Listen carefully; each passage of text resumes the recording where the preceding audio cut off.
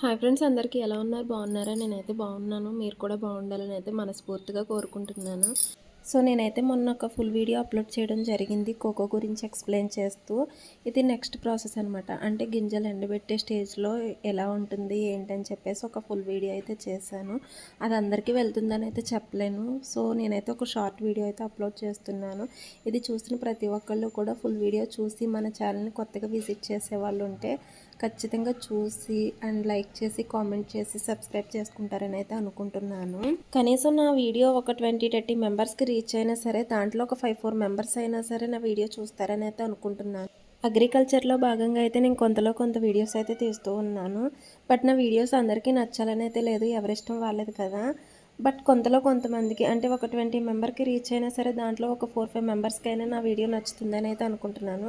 నచ్చిన వాళ్ళు ఉంటే కంపల్సరీ మన ఛానల్ని లైక్ చేసి సపోర్ట్ చేయండి. ఉంటాను మరి.